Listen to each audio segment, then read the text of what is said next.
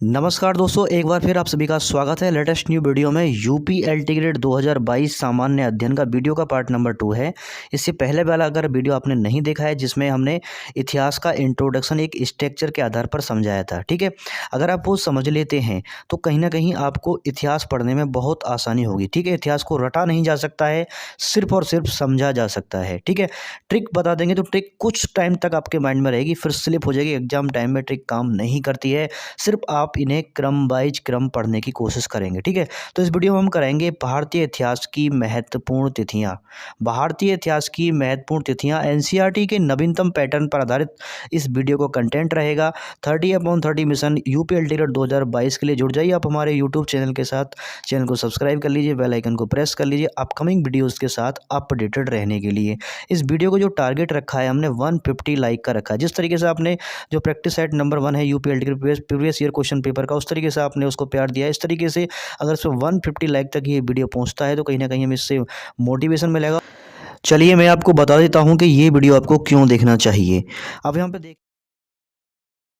वीमा का राष्ट्रीयकरण हुआ था, कई बार प्रीवियस ईयर एग्जाम्स में पूछा गया है। अब दूसरे आम चुनाव कब से हुए थे, ठीक है, 1957 से। माप तोल की मैट्रिक प्रणाली कब से प्रारंभ हुई थी, 1958 से। भारत में दूरदर्शन की शुरुआत, ठीक है, दूरदर्शन की शुरुआत कब हुई थी, 1959 पे।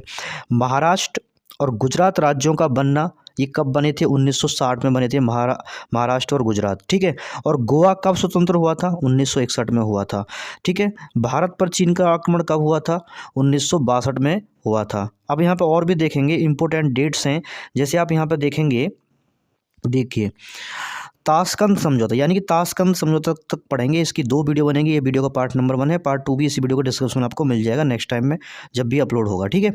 तो 1966 यानी कि ताशकंद समझौता, प्रधानमंत्री लाल बहादुर शास्त्री की मृत्यु हुई थी जब ताशकंद समझौता हुआ था। उसी ड्यूरेशन यानी कि उसी साल में 1966 में ही प्रधानमंत्री लाल बहादुर शास्त्री की मृत्यु हुई थी, और ताशकंद समझौता भी 1966 में ही हुआ था।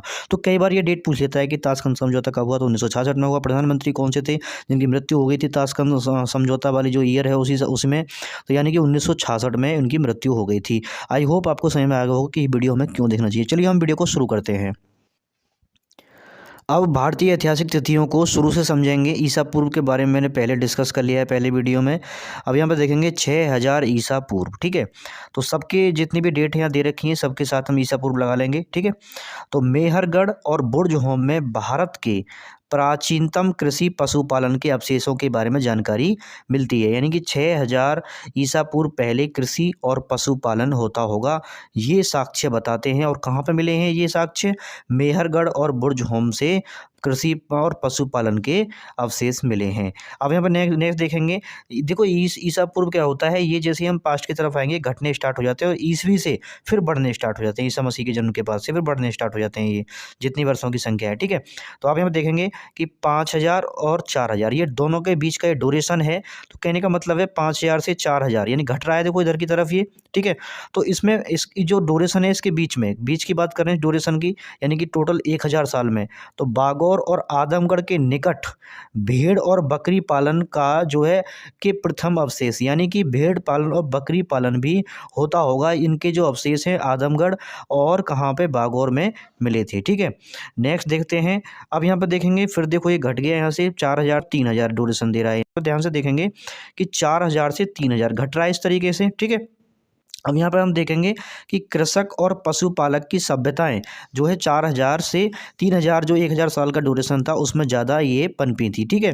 अब हम बात करें, देखो यहाँ पर आप देखेंगे कि 2350, ध्यान से देखेंगे यहाँ पर 2350 से 1750, 2350 से देखो घट रहा है इधर की तरफ, तो 2350 से 1750 के बीच रेडियो कार्बन डेटिंग के आधार पर ये निर्धारित किया गया है। इस सभ्यता का जो ड्यूरेशन निर्धारित किया गया है, निर्धारित किया गया कौन सी सभ्यता थी, हड़प्पा सभ्यता का जो विस्तार है वो कार्बन डेटिंग के आधार कार्बन डेटिंग ऐसी पद्धति है जिसके आधार पर अनुमान लगाया गया है कि 2350 से 1750 के बीच कहीं ना कहीं हड़प्पा सभ्यता का जो है विकास हुआ होगा, ठीक है।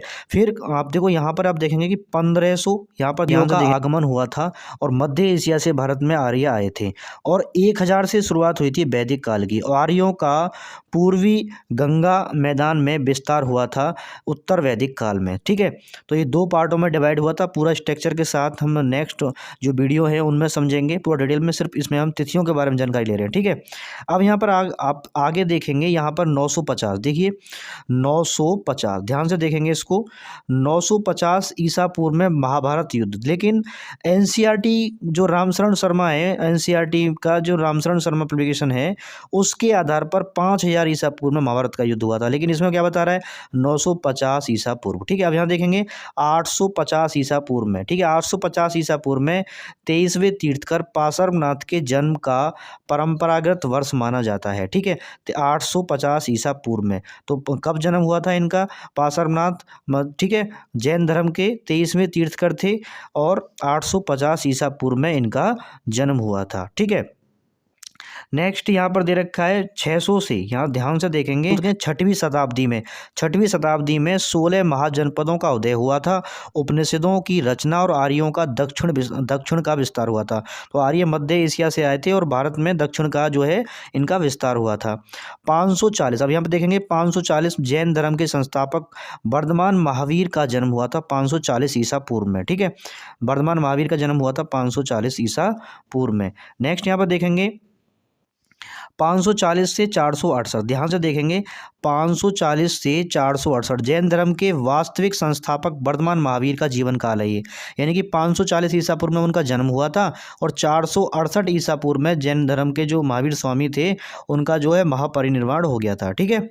नेक्स्ट है 563 ईसा पूर्व, तो बौद्ध धर्म के संस्थापक महात्मा बुद्ध का जन्म हुआ था और इनका जो जीवन काल है पूरा आप देख सकते हो कि 563 में तो इनका जन्म हुआ था। लेकिन महापरिनिर्वाण यानी कि इनकी मृत्यु कब हुई थी, 483 ईसा पूर्व में। 563 में जन्म हुआ था और 483 ईसा पूर्व में इनकी मृत्यु हुई थी।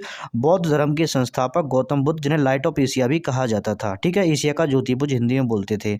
516 ईसा पूर्व में ईरान के शासक डेरियस प्रथम का भारत पर प्रथम विदेशी आक्रमण हुआ था। तो सबसे पहले भारत पर प्रथम आक्रमण किसने किया था, ईरान के शासक डेरियस प्रथम ने भारत पर आक्रमण किया था 516 ईसा पूर्व में। नेक्स्ट है 544 से 412। अब ये देखिए यहाँ पर जो दे रखा है, इनकी राजवंश ने जो शासन किया है उनका ड्यूरेशन दे रखा है 544 से 412 ईसा पूर्व। जो ड्यूरेशन रहा था वो हर्यक वंश का रहा था और हर्यक वंश में जो राजा थे वो बिंबिसार, अजातशत्रु और उदयन हुए थे, ठीक है। इन्होंने हर्यक वंश की स्थापना, टोटल जो है इनमें हर्यक वंश में 3 राजा हुए थे, बिंबिसार, अजातशत्रु और उदयन, और इनका शासनकाल चला था 544 ईस्वी से ईसा पूर्व से 544 ईसा पूर्व से 412 ईसा पूर्व तक, ठीक है।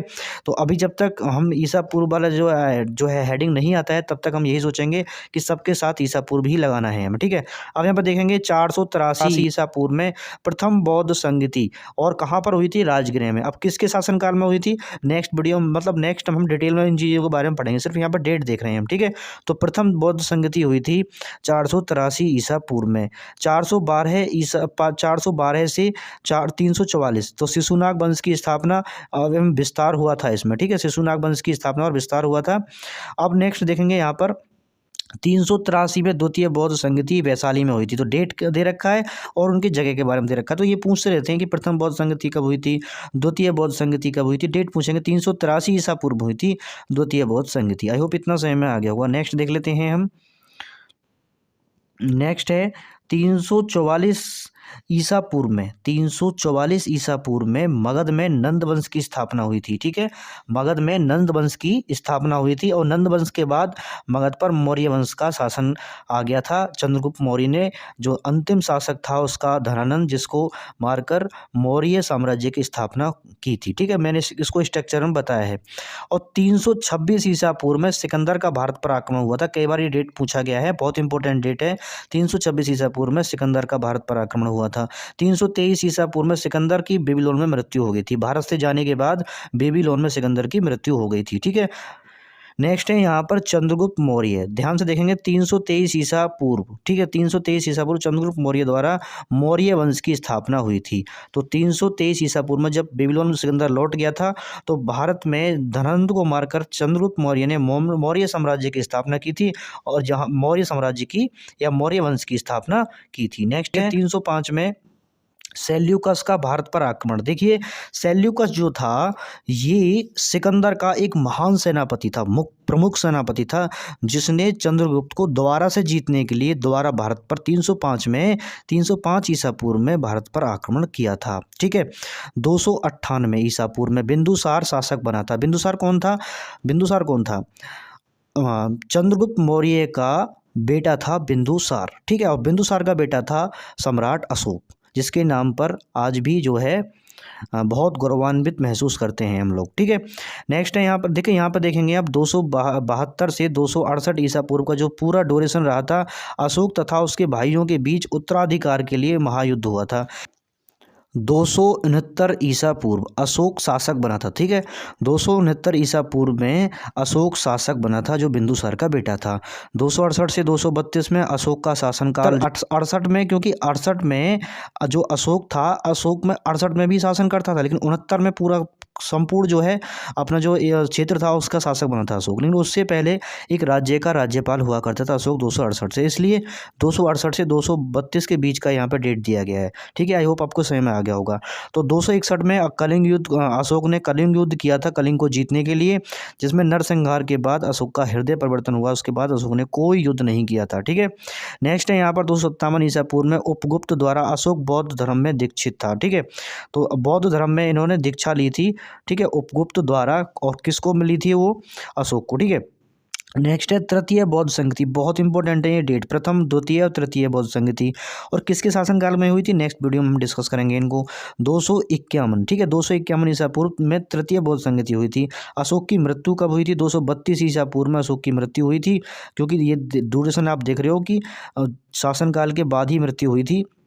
और कुणाल इनका जो है शासक बना था। ठीक है कौन बना था? कुणाल शासक बना था। नेक्स्ट है यूनानियों का भारत में आगमन। यूनानियों का भारत में आगमन, तो 200 ईसा पूर्व भारत में यूनानी आए थे। एक बार डेट पूछ लिया जाता है कि भारत में आगमन कब हुआ था, तो 200 ईसा पूर्व, यानी कि चंद्रगुप्त मौर्य भी सिकंदर भी एक यूनानी शासक ही था। ठीक है तो 185 अंतिम मौर्य शासक था। 185 ईसा पूर्व अंतिम मौर्य शासक जो था बृहद्रथ की हत्या हो गई थी और शुंग वंश की स्थापना हुई थी। उसके बाद शुंग वंश की स्थापना हुई थी मौर्य वंश के बाद। ठीक है नेक्स्ट है कण्व वंश की स्थापना हुई थी। फिर उसके बाद 30 ईसा पूर्व में, अब यहाँ पर देखेंगे 30 ईसा पूर्व में सिमुक द्वारा सातवाहन वंश की स्थापना हुई थी 30 ईसा पूर्व में। नेक्स्ट है यहाँ पर 58 विक्रम संवत। ठीक है 58 विक्रम संवत, ध्यान से देखेंगे इसको 58। ठीक है 58 ईसा पूर्व विक्रम संवत स्टार्ट हुआ था में उज्जैन के शासक विक्रमादित्य द्वारा शकों पर विजय के उपलक्ष्य में 58 ईसा पूर्व से एक नया संवत विक्रम संवत के नाम से प्रारंभ हुआ। जो आप देखते हो ना विक्रम संवत, और अब भारत सरकार है शक संवत को अपना रही है। ठीक है नेक्स्ट है यहाँ पर चोल एवं पांड्यों का रोम से व्यापारिक संबंध। ठीक है चोल और 22 ईसा पूर्व चोल और पांड्यों का रोम से व्यापारिक संबंध था 22 ईसा पूर्व। अब देखिए ईसा पूर्व खत्म, अब ईसवी स्टार्ट हो गई है। ईसवी में आप जैसे सन 2000 तक, यानी कि 1966 तक हम पढ़ेंगे, ताशकंद समझौता तक ये डेट पढ़नी स्टार्ट हो जाएंगे। तो ईसवी अब यहाँ है ईसवी, अब इनको ईसवी लिखेंगे हम। ठीक है तो 14 से 15 ईसवी में रोमन संत सेंट थॉमस का भारत में आगमन हुआ था। ठीक है सेंट थॉमस का भारत में आगमन हुआ था। नेक्स्ट है यहाँ पर 20 से 46 ईस्वी में, ठीक है गोंडो फर्निस के समय में भारत में संत थॉमस का आगमन हुआ था। 45 ईस्वी में का भारत में प्रवेश हुआ था, यानी ईसा मसीह के जन्म के बाद जो है ईस्वी स्टार्ट हुई थी। तो कुषाणों का भारत में प्रवेश कब हुआ था? 45 ईस्वी में। 65 ईस्वी में चीनी सम्राट का बौद्ध ग्रंथों के लिए भारत में प्रतिनिधि भेजना। तो ये चीनी सम्राटों ने बौद्ध ग्रंथों को इकट्ठा करने के लिए, बौद्ध के बारे में जानकारी इकट्ठा करने के लिए 65 ईस्वी में भारत में अपने उन्होंने प्रतिनिधि भेजे थे चाइनीजों ने। ठीक है आई होप इतना सही में आ गया वो। नेक्स्ट है 77 में प्लिनी की पुस्तक नेचुरल हिस्ट्री जो है ये पब्लिश हुई थी या लिखी थी, जो भी है, ठीक है। नेक्स्ट है 68 ईस्वी में कनिष्क द्वारा शक संबंध जो भारत सरकार द्वारा ये अपनाया जाता है का प्रारंभ, जिसे भारत सरकार द्वारा प्रयोग में लाया जाता है। वेरी वेरी इंपॉर्टेंट है ये। तो कनिष्क द्वारा शक संबंध को स्टार्ट किया गया था, विक्रम संबंध को नहीं, कनिष्क को। पहले उससे पहले विक्रम संबंध, लेकिन अब जो है भारत सरकार शक संबंध को यूज करती है। कई बार एग्जाम में पूछा गया है, वेरी वेरी इंपॉर्टेंट है। 78 ईस्वी में कनिष्क द्वारा शक संबंध प्रारंभ किया गया था, जिसे भारत सरकार द्वारा प्रयोग में लाया जाता है। 78। अब ये कनिष्क जो है इसने शासन कब किया था, कब से कब तक किया था, तो 78 ईस्वी से 100 ईस्वी तक कनिष्क का जो है शासनकाल माना जाता है, ठीक है। नेक्स्ट है यहाँ पर 86 ईस्वी से, ध्यान से देखेंगे यहाँ पर 86 ईस्वी से 128 ईस्वी तक गौतमी पुत्र सातकर्णी तथा वशिष्ठ पुत्र पुलुमावी के अधीन सातवाहनों का पुनरुत्थान हुआ था। तो 130 से 150 ईस्वी के बीच पश्चिम भारत का महान शक क्षत्रप रुद्रदामन प्रथम हुआ करता था, ठीक है। तो 225 ईस्वी बागटक वंश की स्थापना हुई थी। तो 225 ईस्वी में बागटक वंश की स्थापना हुई थी, 225 ईस्वी में। नेक्स्ट है यहाँ पर 226 में, ध्यान से देखेंगे यहाँ पर 226 में पारसिया में सासानियम वंश की स्थापना हुई थी, 226 ईस्वी में, ठीक है। 226 ईस्वी में पारसिया में सासानियम वंश की स्थापना हुई थी। 250 में 250 ईस्वी में सातवाहन साम्राज्य का विघटन हुआ था, ठीक है। 240 से 280 के बीच गुप्त वंश की स्थापना हुई थी और श्रीगुप्त शासक इसका था, ठीक है। 280 ईस्वी से 319 ईस्वी में घटोत्कच सिंहासन रूढ़ हुआ था और 319 से 320 में, ध्यान से देखेंगे यहाँ पर 319 से 320 में चंद्रगुप्त प्रथम द्वारा गुप्त वंश की स्थापना की गई थी। चंद्रगुप्त प्रथम द्वारा गुप्त वंश की स्थापना की गई थी। नेक्स्ट देख लेते हैं 335 ईस्वी से 375 के बीच समुद्रगुप्त का काल, जिसे सैन्य विजयों के कारण उसे भारत का नेपोलियन कहा जाता था, ठीक है। सैन्य विजयों के कारण मतलब इन्होंने कुछ युद्ध जीते थे, जिसके कारण भारत का नेपोलियन इसे कहा जाने लगा था। 360 ईस्वी में समुद्रगुप्त के दरबार में श्रीलंका का राजदूत आया था, ठीक है। 375 ईस्वी में समुद्रगुप्त की मृत्यु हुई थी और रामगुप्त जो है इसका शासक बना था, ठीक है। 380 से 415 के बीच में चंद्रगुप्त द्वितीय का शासनकाल गुप्त राज्य का पश्चिम में विस्तार तथा संस्कृत साहित्य का चरम उत्कर्ष था।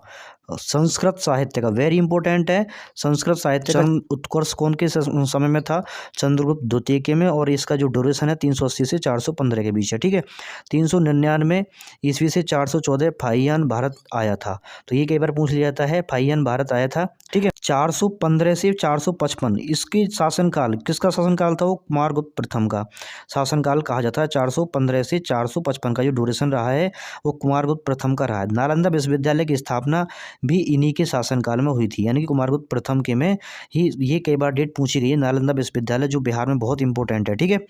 455 ईस्वी से 467 स्कंदगुप्त का काल और हुणों का भारत पर प्रथम आक्रमण हुआ था, ठीक है। 455 से 467 में किसके काल में हुआ था, स्कंदगुप्त के काल में हुआ था। नेक्स्ट है यहाँ पर 467 से 540 गुप्त वंश का अवनति काल, ठीक है। 500 से 532 तोरमाड़ और मिहिरकुल ये सभी राजवंश हैं के अधीन उत्तर भारत में हुणों का शासन हुआ था, ठीक है। 532 ईस्वी में यशोवर्धन द्वारा मिहिरकुल की पराजय और 606 ईस्वी से 647 हर्ष का शासनकाल, 606 से 647 के बीच जो है हर्ष के शासनकाल का जो है ड्यूरेशन माना जाता है। नेक्स्ट है यहाँ पर 609 ईस्वी यानी कि पुलकेशिन द्वितीय शासक बना था 609 ईस्वी में, और 629 से 645 में हिंसाक भारत में रहा था 629 से 645 ईस्वी में, ठीक है। 636 ईस्वी में सिंध पर प्रथम अरबों का आक्रमण हुआ था। 715 ईस्वी में मोहम्मद बिन कासिम का भारत पर प्रथम अरब आक्रमण हुआ था, राजा दाहिर की पराजय हुई थी। नेक्स्ट है नागभट्ट द्वारा प्रतिहार राज्य की स्थापना हुई थी, कब हुई थी, 725 ईस्वी में। 753 से 953 के दक्षिण के राष्ट्रकूट, ठीक है। 760 से 1142 में पूर्व भारत के पाल, ठीक है, पूर्व भारत के पाल का जो ड्यूरेशन बताया जाता है इसमें पूर्व भारत के पाल का 760 से 1142 के बीच में बताया जाता है, ठीक है। नेक्स्ट है 770, ध्यान से देखेंगे यहाँ पर 770 से 810 ईस्वी में, 770 से 810 ईस्वी तक महान पाल शासक धर्मपाल का काल और विक्रमशिला विश्वविद्यालय की स्थापना धर्मपाल के शासनकाल में ही हुई थी। तो 783 से 1036 ईस्वी तक राजस्थान के वत्सराज द्वारा उत्तर भारत में गुर्जर प्रतिहार वंश की स्थापना की गई थी और उनका जो है शासनकाल 783 से 1036 के बीच माना जाता है। 788 से, ध्यान से देखेंगे बहुत इंपॉर्टेंट डेट है, 788 से 820 शंकराचार्य और उनके अद्वैतवाद का दर्शन, 835 से 885 गुर्जर प्रतिहार वंश का काल, अरब के व्यापारी सुलेमान का उसके राज्य में आगमन हुआ था। तो नेक्स्ट है 836 मिहिर भोज शासक बना था, 836 ईस्वी में मिहिर भोज शासक बना था, 836 ईस्वी में। 850 विजयालय द्वारा पांड्यों को पराजित कर तंजौर पर अधिकार जो है कर लिया गया था, 885 ईस्वी में। 851 ईस्वी में अरब यात्री सुलेमान ने भारत वृत्तांत लिखा था, किसने? अरब यात्री सुलेमान ने। 860 ईस्वी में सुमात्रा इंडोनेशिया के राजा बलपुत्र द्वारा नालंदा में एक बौद्ध विहार की स्थापना की गई थी। 871 से 1173 ईस्वी में तंजौर के शाही चोल का शासन था, ठीक है। 873 ईस्वी से 1026 तक पंजाब और काबुल के हिंदू शाही, ठीक है, का शासन था। नेक्स्ट है 907 चोल शासक परांतक प्रथम का राज्याभिषेक हुआ था 907 ईस्वी में। नेक्स्ट है महान राष्ट्रकूट इंद्र तृतीय, ठीक है, महान 915 से 925 ईस्वी के बीच महान राष्ट्रकूट इंद्र तृतीय के दरबार में अल मसूदी का आगमन हुआ था। 916 से 1205 जेजा भुक्ति के चंदेलों द्वारा खजुराहो में मंदिरों का निर्माण हुआ था, ठीक है, 1205 ईस्वी में। 973 ईस्वी से 1238 अहिलबाड़ा कठियावाड़ के सोलंकी गुजराती चालुक्य। 970 ईस्वी सुबुक्तगीन का भारत पर आक्रमण। 985 ईस्वी से 1014 तक राजा चोल का शासनकाल, ठीक है। नेक्स्ट है, और इन्होंने क्या कराया था? प्रसिद्ध शिव एवं बृहदेश्वर मंदिर का निर्माण कराया था। 985 से 1014 तक राजा चोल का शासनकाल रहा था, ठीक है। नेक्स्ट है 999 ईस्वी में बगदाद के खलीफा द्वारा महमूद गजनबी को स्वतंत्र शासक के रूप में मान्यता दी गई थी 999 ईस्वी में। नेक्स्ट है 1000 ईस्वी में महमूद गजनबी का भारत में काबुल पर प्रथम आक्रमण हुआ था, ठीक है। महमूद गजनबी का ये अफगानी था, ठीक है, भारत पर आक्रमण हुआ था। नेक्स्ट है 1000 ईस्वी से 1323 ईस्वी तक वारंगल के काकतीय और बेतराज प्रथम और प्रताप रुद्रदेव का शासन रहा था और ये अंतिम शासक था, ठीक है। और संस्थापक कौन था? बेतराज प्रथम, वारंगल का काकतीय वंश का, ठीक है। नेक्स्ट है यहाँ पर 1001 बेहिंद की लड़ाई तथा जयपाल हिंदू शाही शासक की महमूद गजनबी से पराजय हुई थी 1001 ईस्वी पूर्व, ठीक है। 1000 ईस्वी पूर्व बेहिंद की लड़ाई तथा जयपाल हिंदू शाही शासक की महमूद गजनबी से पराजय हुई थी। 1025 से 1026 महमूद गजनबी द्वारा सोमनाथ मंदिर की लूट।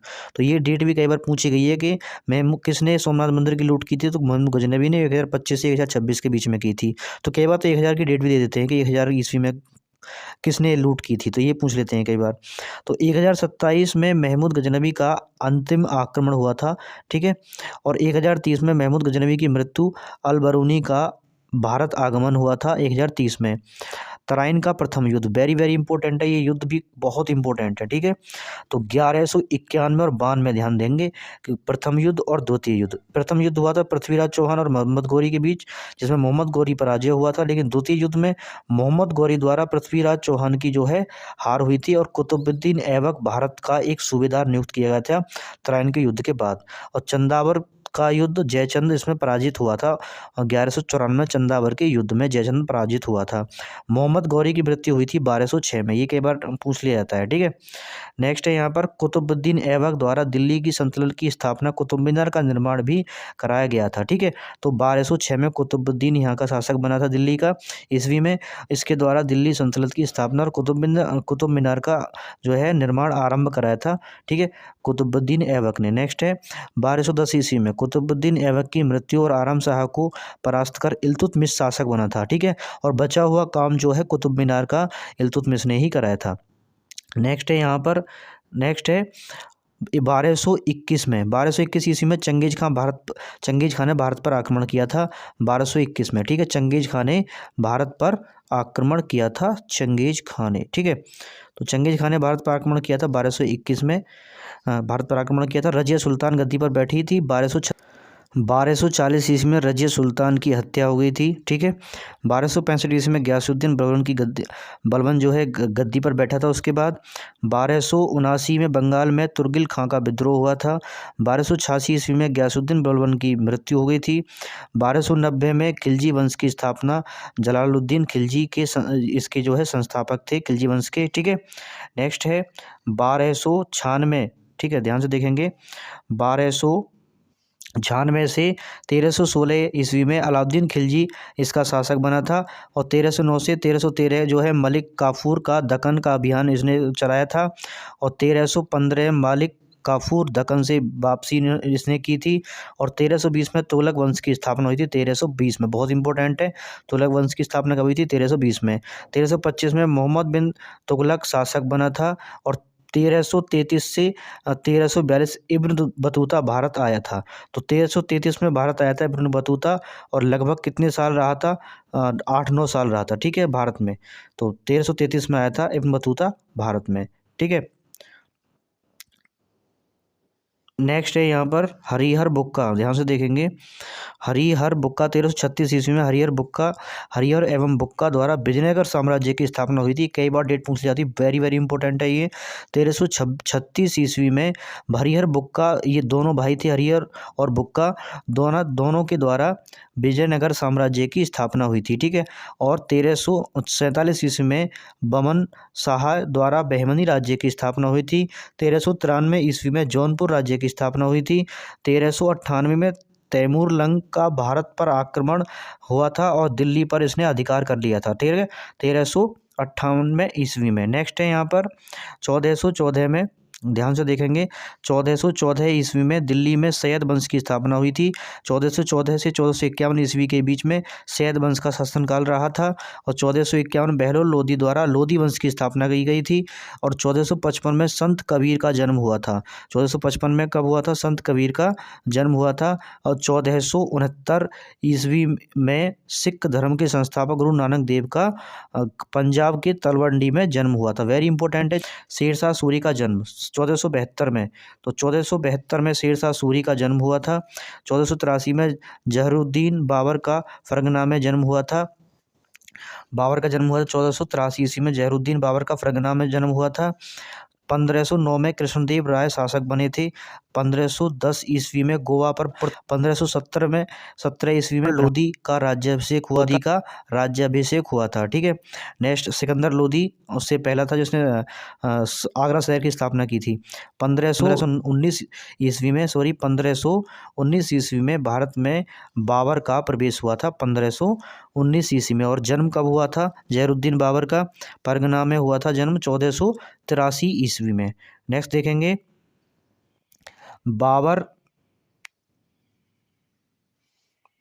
देखेंगे यहाँ पर 1520 ईस्वी में बाबर का भीटा एवं सियालकोट पर आक्रमण बाबर ने किया था। 1526 में पानीपत का प्रथम युद्ध बाबर और इब्राहिम लोदी के मध्य लड़ा गया। इब्राहिम लोदी की पराजय हुई थी और मुगल साम्राज्य का जो है इसमें स्थापना हुई थी, यानी कि बाबर की जीत हुई थी। खानवा की लड़ाई, ध्यान से देखेंगे। खानवा की लड़ाई किस किस के बीच हुई थी, ये बहुत इंपॉर्टेंट डेट है। 1527 में खानवा की जो लड़ाई हुई थी 1527 में, बाबर द्वारा राणा सांगा की हार हुई थी इसमें, तो बाबर की जीत हुई थी। 1529 में घाघरा के युद्ध में बाबर द्वारा अफगानों की पराजय हुई थी। 1530 में बाबर की मृत्यु यानी कि हुमायूं का सिंहासन रोहण हुआ था, यानी कि हुमायूं बाबर का बेटा था। ठीक है, नेक्स्ट है यहाँ पर 1532 में, ध्यान से देखेंगे यहाँ पर 1532 ईस्वी में गोस्वामी तुलसीदास का जन्म हुआ था, 1532 ईस्वी में।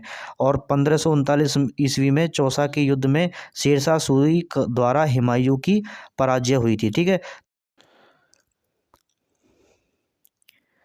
अगर आप यहाँ तक वीडियो देखते हुए आ गए हैं, अगर आपने हमारा चैनल सब्सक्राइब नहीं किया है तो प्लीज़ चैनल को सब्सक्राइब कर लें और बेल आइकन को प्रेस कर लें अपकमिंग वीडियोज़ के साथ अपडेटेड रहने के लिए। वीडियो देखने के लिए धन्यवाद।